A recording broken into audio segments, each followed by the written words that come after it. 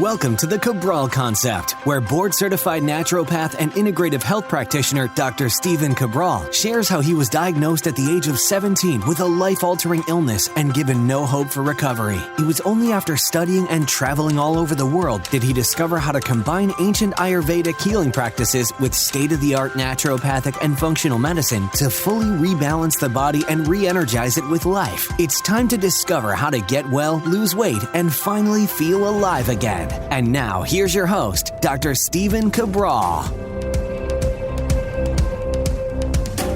Hey everybody, welcome back to the show. Great to have you here today, episode 2672 of the Cabral Concept. To check out this show, as well as I'll link up to the previous intermittent fasting podcast shows, head on over to stephencabral.com/2672. You're not going to want to miss the research on the 10-hour time-restricted eating window. This is really impressive. One of the reasons why this study jumped out at me, remember, there are thousands of studies promoting intermittent fasting. The difference with the intermittent fasting podcast that I do under the Cabral Concept umbrella is that I give you the unbiased look at it, meaning like I tell you the detriments of the wrong type of fasting and fasting for too long. And then I give you all the benefits of intermittent fasting. Because again, intermittent fasting is one of the half dozen to maybe dozen things maximum that you can do to reduce all-cause mortality, meaning like dying from any reason, and extending lifespan. Like so, improve health span, improve lifespan. Intermittent fasting is one of them. You do it too much, you go too far, then it works in reverse and you actually increase all-cause mortality, all reasons for death, especially cardiovascular, et cetera. So we've found though, and this is the difference. So I have so many colleagues that are PhDs. I might have more colleagues that are PhDs than practitioners or clinicians. So a clinician is basically someone that is doing the work with the clients and the patients in the actual real world, and the PhDs are doing the research on everything that needs to be done in the lab. And some crossover, there are a few, but not a ton. And we need both.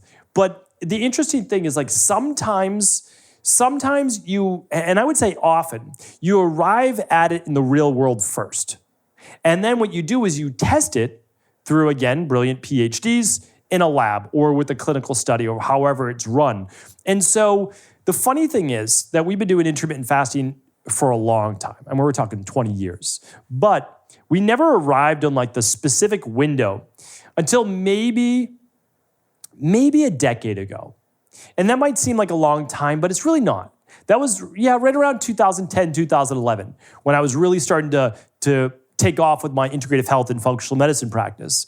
And what we realized, so we had to look at it like this. Intermittent fasting is 12 hours, okay? And intermittent fasting didn't become a big thing until about 2017. And the reason why I say that is like that the research came out that it could actually destroy cancer cells and improve so much in around 2016, but no one really got wind of it for like another year later.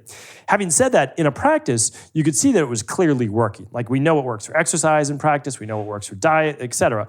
But what we found was that it needed to be at least 12 hours. That's what the research had already said. So we said, okay, but it didn't matter. Like you could stop at 10 at night and just not eat till 10 in the morning. So like that was an intermittent fast.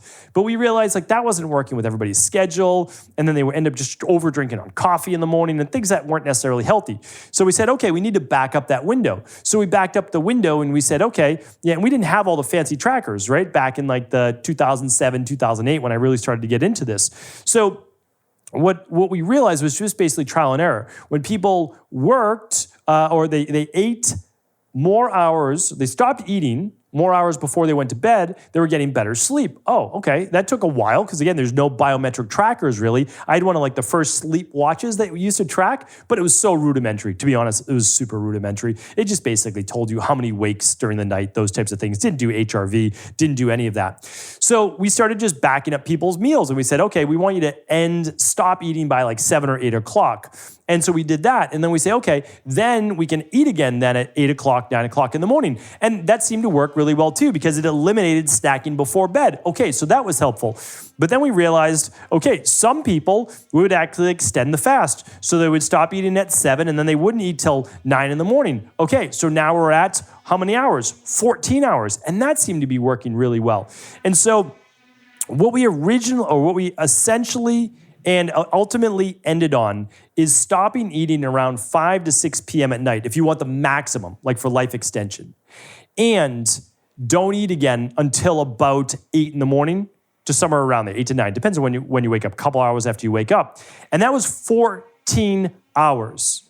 That's what it seems to be. Like almost, if you were to give a blanket statement, I can tell you right now, as what we've now found out to be more safe, that seems to be it. It's not that 16 isn't amazing. It's not that 12 isn't great.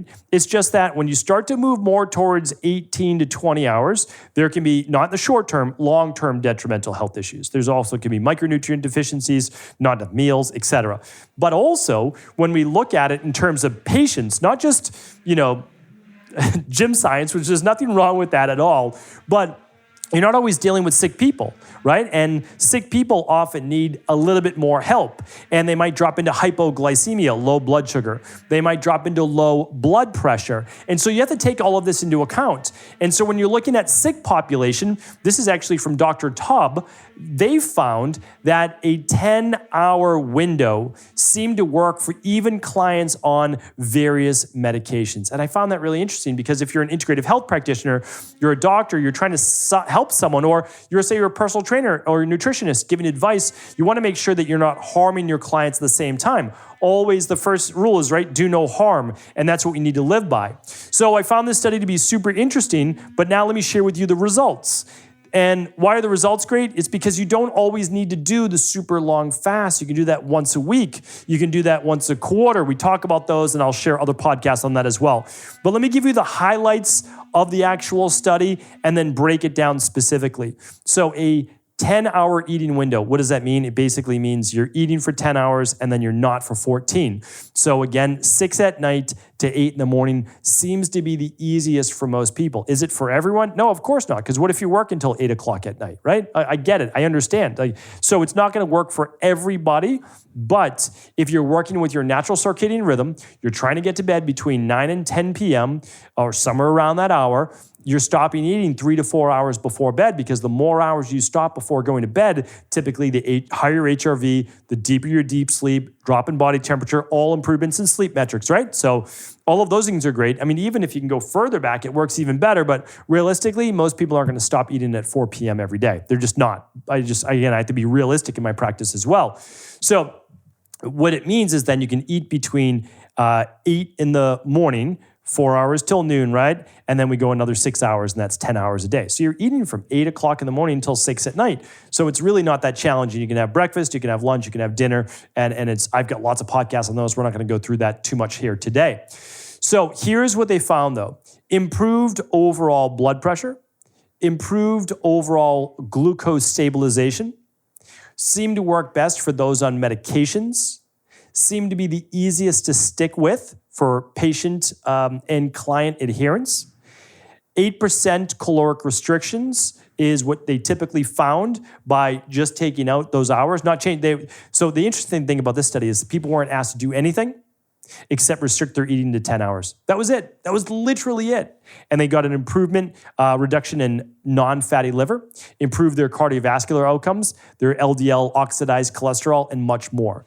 So a couple more notes on this. They lost body weight, which I shared before. They decreased their waist circumference. Why that matters is that the lower your waist-hip ratio, the better outcomes in terms of cardiovascular, stroke, type 2 diabetes, and certain types of cancer. We already talked about the benefits in balancing healthy levels of cholesterol, potential lowering of hemoglobin A1C, which is basically a marker for your glucose over essentially 90 days, and more restful sleep, which is an overall must-have number for longevity and life extension. All right, now here are the specific metrics that they gave. So this is a direct quote, and I'm going to link up the research if you want to read it for yourself. Beautiful study. It's at stevencabral.com/2672. It said, we observed significant reductions in body mass. So it was basically on average 3% weight loss. And it was on average, this was about 6 pounds to 7 pounds, it looks like, for each individual. A waist circumference ratio decrease of about 4%.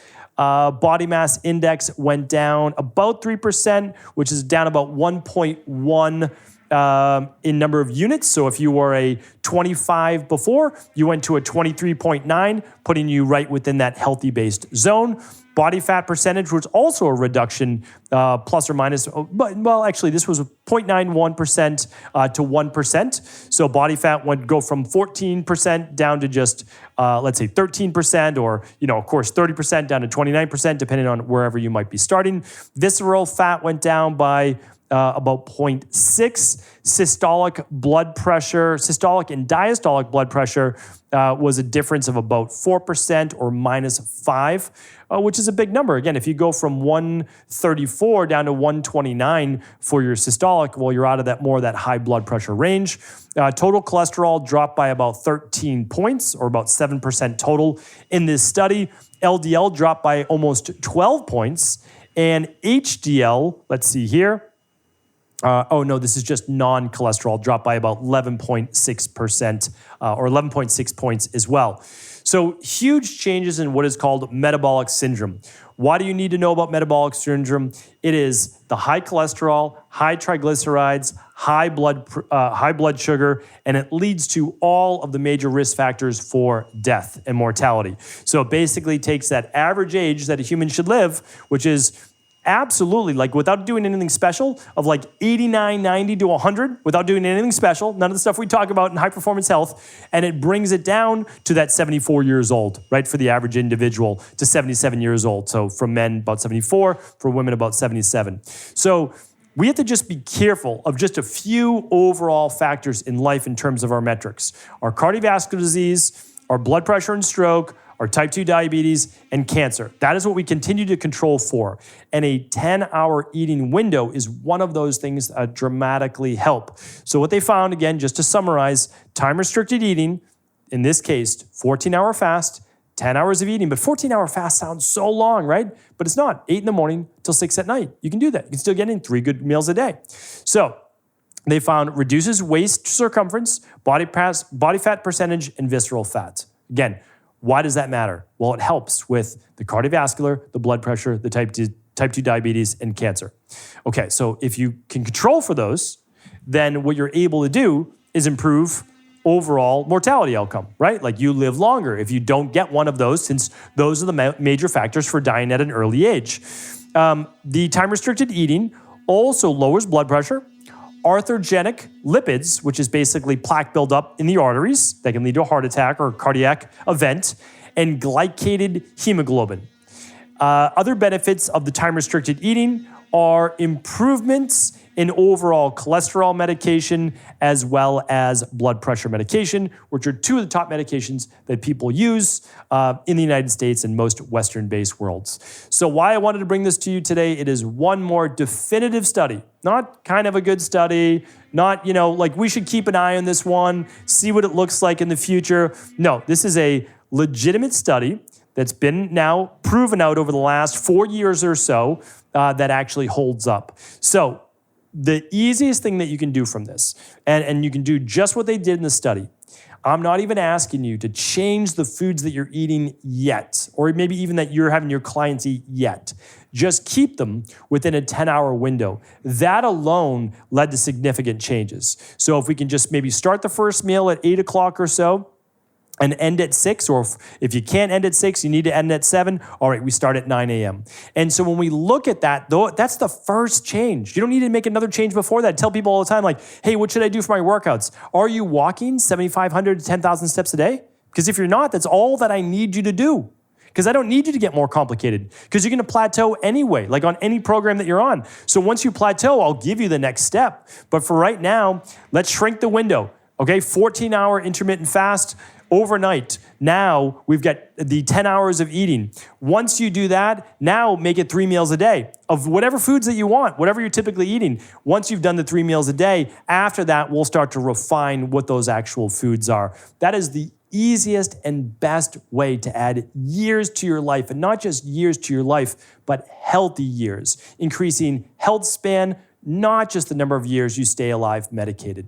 Hopefully today's show was helpful. All of the links, the study notes will be at stevencabral.com/2672. Have an amazing day. And if this show was helpful, do feel free to share it with anyone you believe it could serve.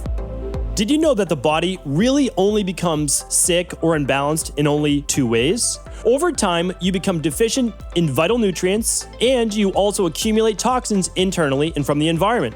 As those nutrients diminish and you increase your total toxic load, your body then begins to show the first signs of dis-ease. It's actually quite predictable, and the good news is that if we know how you began to fill up that proverbial rain barrel, we also know how to empty it to begin the healing process.